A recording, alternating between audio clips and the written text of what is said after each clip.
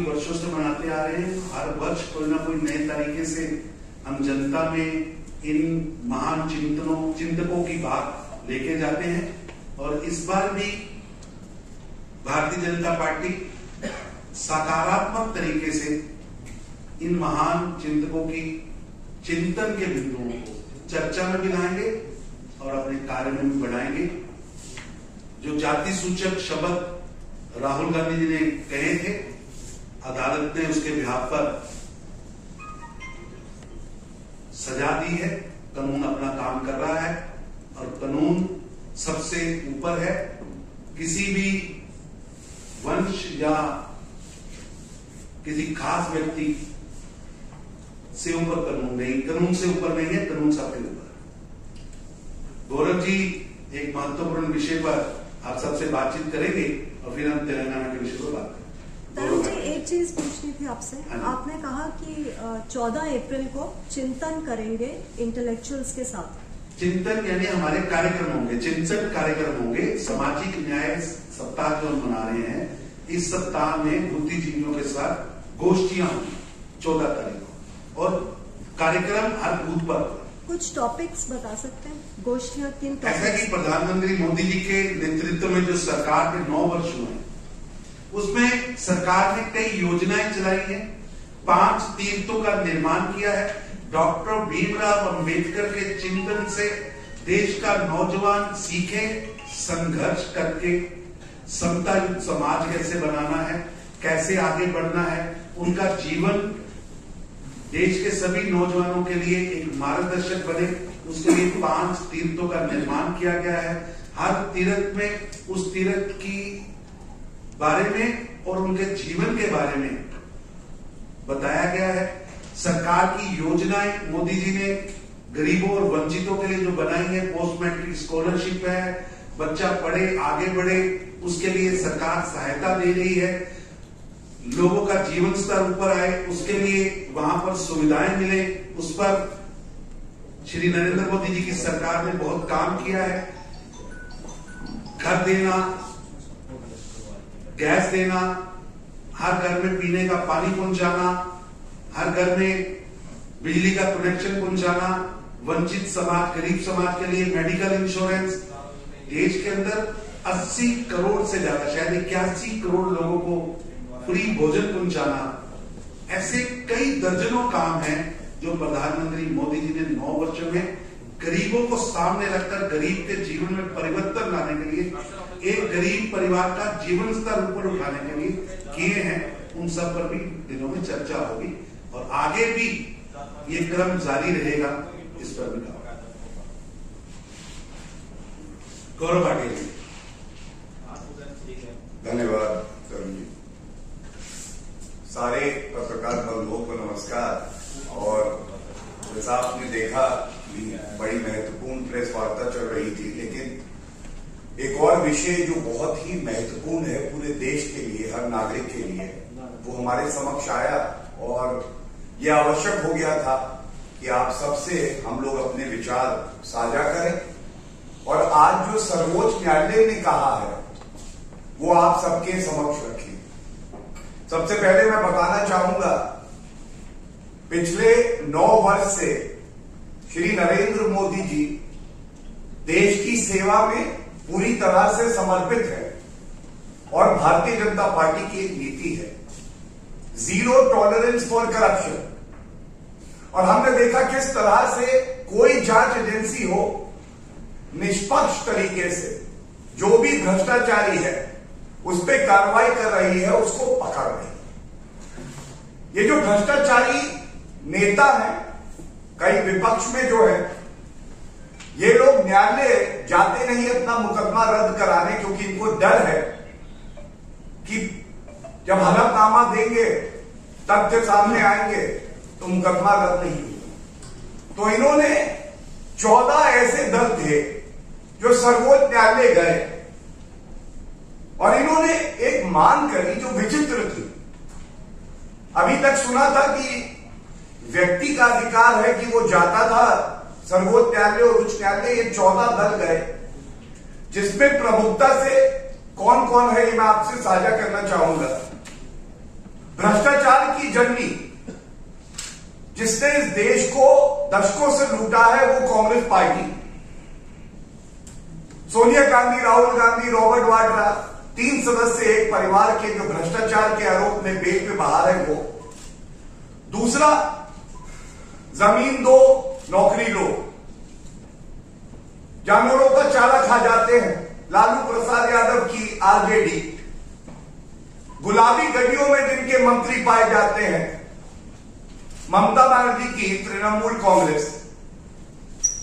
कट्टर ईमानदार का सर्टिफिकेट देने वाले और जिनके पूर्व उप मुख्यमंत्री कट्टर बेईमान पाए गए और बेल नहीं मिल रही है, और दूसरे मंत्री करीब करीब 10 महीने से जेल में है, उनको भी बेल नहीं मिली। वो पापी आप बीआरएस के कविता का भ्रष्टाचार पूछताछ में हमने देखा किस तरह से घबरा रहे हैं कि जांच एजेंसी अपना काम ना करे, और उनके साथ NCP, DMK, Uddhav party, JMM, JDU, Samajwadi party, national conference, CPI, 14। ये बताना इसलिए आवश्यक था कि आज सर्वोच्च न्यायालय में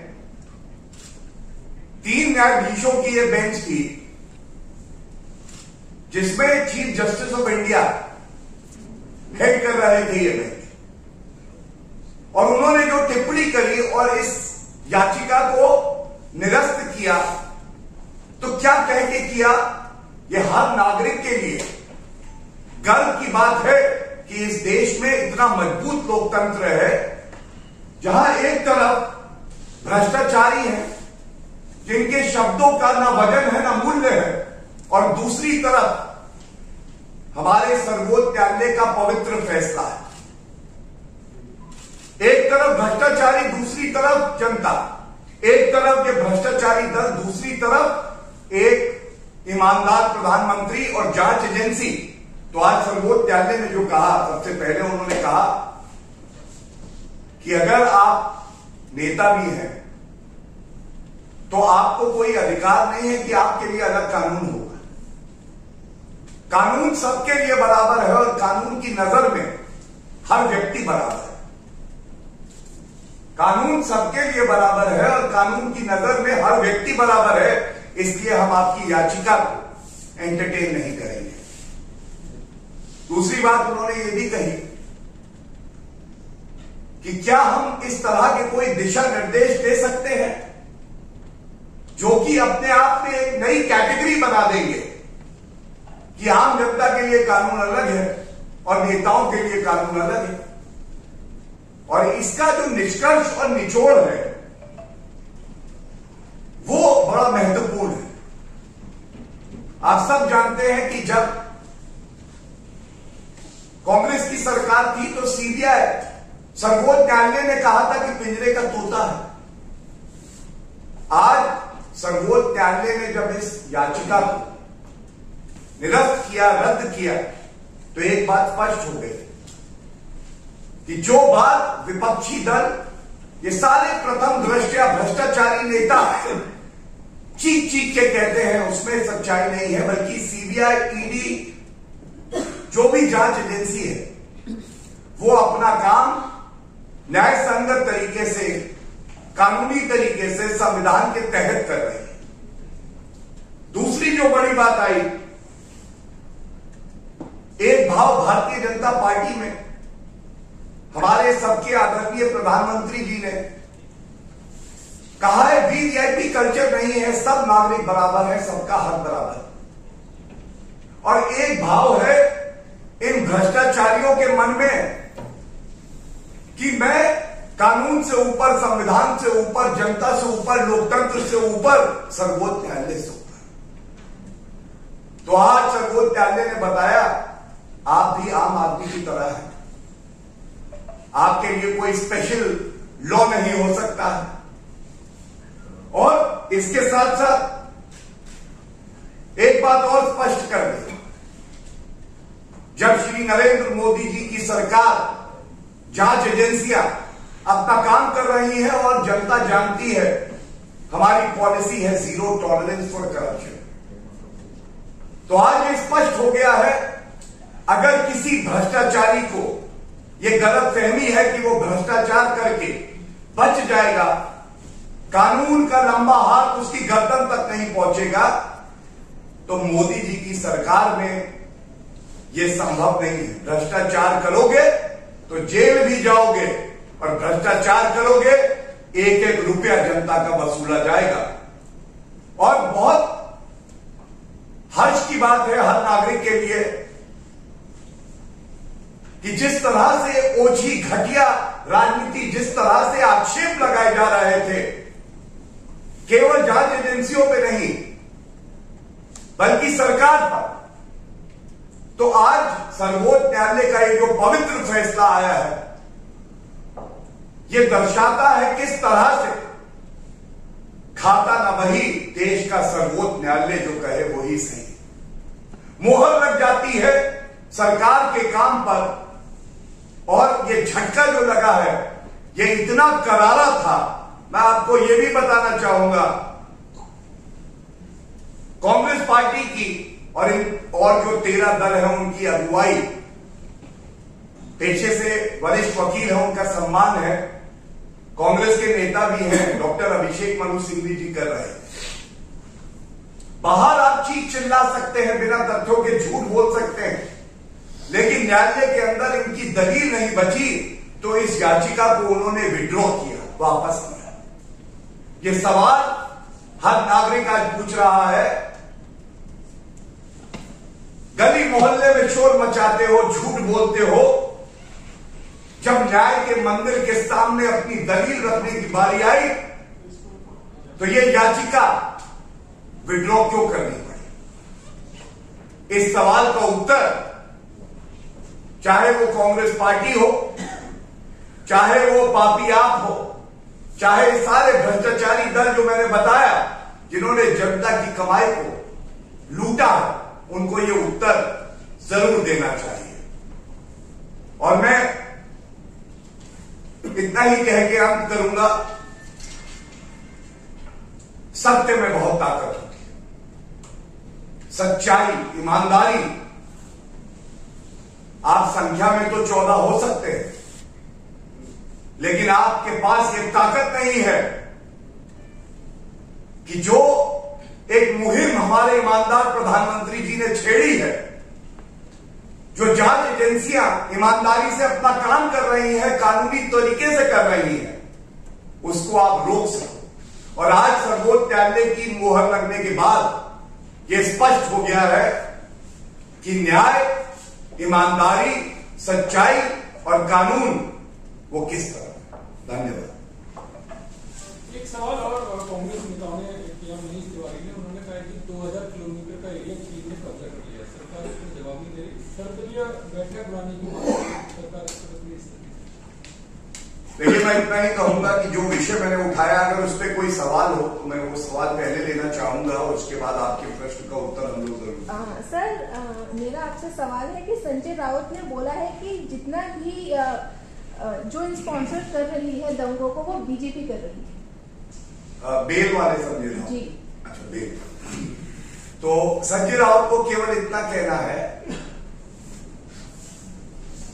दंगे स्पॉन्सर जो कर रहा है वो संजय राउत और उनका जो दल है वो करता है, लेकिन एक बात जान ले, ये महावसूली अघाड़ी की सरकार नहीं है। जो व्यक्ति दंगा भड़काने का प्रयास भी करेगा, उस पर उचित कार्रवाई, सख्त कार्रवाई, ठोस कार्रवाई होगी। और ये ममता बनर्जी की सरकार नहीं, ये बिहार में जंगल राज की सरकार नहीं कि अपराधी का धर्म देख के कार्रवाई हो। यहां कानून का राज होगा, और जो भी दोषी पाया जाएगा उसको सख्त से सख्त सजा मिलेगी।